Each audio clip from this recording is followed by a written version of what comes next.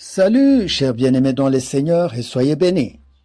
Vous suivez l'émission École de Christ du ministère École de Christ présentée par l'homme de Dieu, Daniel Jérémie Ndonguéry. L'École de Christ est un ministère chrétien dont la vision est la pratique de la vie de Jésus, où l'enseignement est Jésus lui-même. On observe sa vie, on apprend de lui pour vivre comme lui. Mais pourquoi pratiquer la vie de Jésus? Il y a 5 raisons majeures. La première, nous avons été faits pour ressembler à Dieu.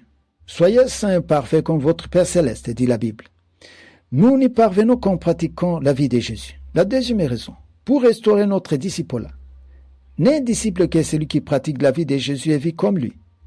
Si on ne le fait pas, alors on n'est pas disciple. Tout disciple accompli sera comme son maître, dit la Bible. La troisième raison, l'éducation ne se fait pas seulement par l'oral et l'écrit, mais aussi par l'observation et l'imitation. Paul dit, soyez mes imitateurs, car comme je le suis de Christ. Vous savez, observer et pratiquer la vie de Jésus est un autre chapitre de la Bible que nous avons oublié. La parole de Dieu, oui, mais la vie de Jésus elle-même est le premier grand enseignement. Ainsi, nous devons l'imiter. La quatrième raison, cela nous spiritualise plus. Tu ne peux pas pratiquer la vie de Jésus et ne pas atteindre les sommets de la spiritualité. Enfin, la cinquième raison, cela fera de nous grands dans le royaume pour mériter le meilleur couronne céleste. Alléluia. Maintenant, vu cet énorme avantage, alors engageons-nous à pratiquer la vie de Jésus. Pour ce, il y a ces devoirs à 3 questions que je vous prierai d'exécuter parfaitement. Nous tous connaissons d'emblée la vie de Jésus. Alors, voici ces devoirs. Où que tu sois, à tout moment, dans tout ce que tu fais, pose-toi ces 3 questions. La première, pratiquais-je la vie de Jésus? La deuxième, suis-je dans la volonté de Dieu? La troisième, que ferait Jésus à ma place? Si tu as failli à ces 3 questions, vite tu t'es ressaisi pour pratiquer ce que ces 3 questions te demandent. Enfin, je rappelle que ces programmes d'enseignement de 15 minutes nous retracent le parcours de la vie de Jésus et nous apprend à marcher comme lui. Nous vous invitons à vous y appliquer. Soyez bénis. Et voici notre sujet du jour, notre sujet numéro 5, intitulé « La naissance de Jésus », première partie. Soyez comblés, soyez bénis et bienvenue à tous. Luc 2, versets 6 à 7 nous dit ceci. Pendant qu'ils étaient là, le temps où Marie devait accoucher arriva et elle enfanta son fils premier-né. Et l'émaillota et le coucha dans une crèche parce qu'il n'y avait pas de place pour eux dans l'hôtellerie. Amen. Amen, amen. Soyez les bienvenus.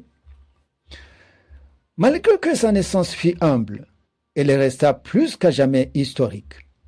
Elle fut pour les Juifs l'événement le plus inédit qu'ils attendaient depuis des siècles.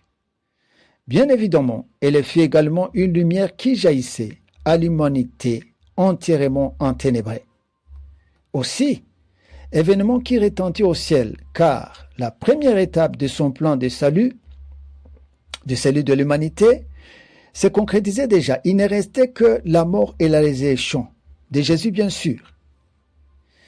Disons aussi que sa naissance influa sur le temps et le calendrier mondial. Les siècles furent scindés en 2 blocs, et Jésus en fit la référence. Alléluia! Quelle grandeur de cet homme Jésus, qui changea le cours de l'histoire. Alléluia! Maintenant, voyons sa conception et sa naissance. Tout commence avec le message de l'ange à Marie. Vous lirez, et je vous prierai de le lire, le passage suivant, Luc 1, 26 à 38, passage qui nous montre comment l'ange lui donne le message de la conception et de la naissance de Jésus par le Saint-Esprit. Puis il fut conçu. Vous lirez Matthieu chapitre 1er, versets 18 à 23. Passage qui nous dit que Jésus fut conçu du sein de Marie par le Saint-Esprit. Pas par un homme, pas par Joseph, mais par le Saint-Esprit. Et enfin, le temps d'accouchement arriva. Luc 2, 6 à 7, nous l'avons lu. Maintenant, voici la maternité de Jésus. D'abord, il y a l'étable pour maternité et la crèche pour berceau. Ah, l'homme de Galilée, Jésus de Nazareth. Je vous explique un peu cette maternité, pour ceux qui ne le savent pas. L'étable est un lieu où résident les animaux domestiques, principalement les bovins, les ovins. Certains y passent la nuit et les jours, ils vont paître. Certains autres restent sédentaires dans l'étable. Ils n'y sortent pas. Mais que trouve-t-on dans l'étable? Dans l'étable, on trouve de la bouse mêlée aux urines et parfois de la boue. Leur odeur n'est pas agréable, mais quand même moins odieuse que celle des humains. Là, dans l'étable, il y a l'abreuvoir ou le mangeoire qu'on appelle la crèche. La fameuse crèche. C'est là le berceau de Jésus. Incroyable. Le roi des rois, dans la crèche. On ne peut pas l'imaginer. Donc, il naquit dans un lieu sale et répugnant, contrairement à ce que nous voyons aujourd'hui. La Bible nous dit qu'il y avait une hôtellerie à côté, mais il n'y avait pas sa place. Mais comment s'est-il trouvé dans ces conditions? Était-ce la malédiction derrière lui? Non. Le péché de ses parents? Non. Le diable? Non. Car ce sont des raisons qu'on avance aujourd'hui quand rien ne va. Mais une autre question qu'on pourrait se poser. Où était Dieu pour lui créer des meilleures conditions de naissance? Oui, il était là, il en était capable. Mais il a préféré les conditions humbles aux confortables.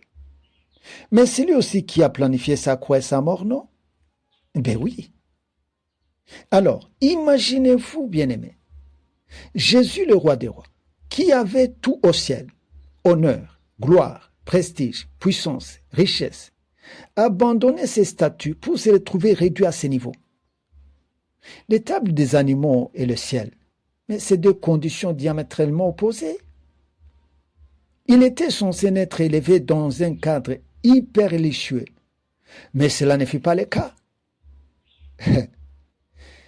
Écoutez, lorsque Dieu permet une adversité chez un enfant de Dieu, il y a deux raisons majeures. La première, c'est pour son excellence spirituelle, sa transformation, sa maturité et sa perfection spirituelle. La deuxième, c'est pour son avantage social. Parlons de la première raison, l'excellence spirituelle.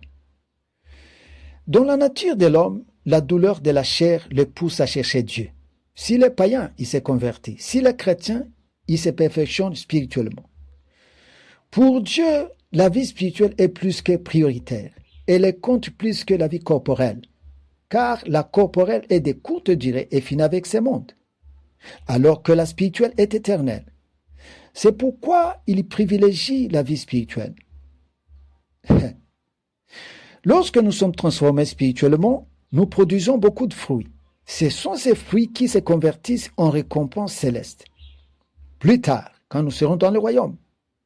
Or, la chair est l'ennemi de l'esprit et lutte contre la vie spirituelle. Elle bloque notre transformation spirituelle. Pour ce, afin d'éliminer de la chair ce qui bloque la vie spirituelle, Dieu utilise souvent des moyens douloureux. Il y presse et oppresse la chair. Il a crucifié pour qu'elle n'étouffe pas l'esprit. C'est ce qui nous engendre la douleur. Mais une sainte douleur, une sainte souffrance qui a pour retomber la grandeur spirituelle et plus tard la gloire dans le royaume. Alléluia. C'est dans ce cadre que parfois il y a des païens qui se convertissent à cause de la souffrance. De même, pour les chrétiens, la percée spirituelle naît souvent de la douleur. Toutes ces douleurs, toutes ces souffrances ne sont pas une perte, pas du tout, mais un gain, car elles ont une moisson dans le royaume. Ne soyez donc pas confus, vous chrétiens, si Dieu permet que vous traversiez une vie douloureuse. Cette souffrance est comme un atelier pour vous tailler spirituellement, pour que vous ressembliez à votre Maître Jésus et pour que vous produisiez plus de fruits et que plus tard, vous soyez grand dans le royaume. Alléluia. Grand dans le royaume. Si vous lisez Philippiens 2, versets 5 à 11, vous verrez que le but de tout ce que Jésus a enduré depuis son berceau jusqu'à la tombe était la grandeur céleste.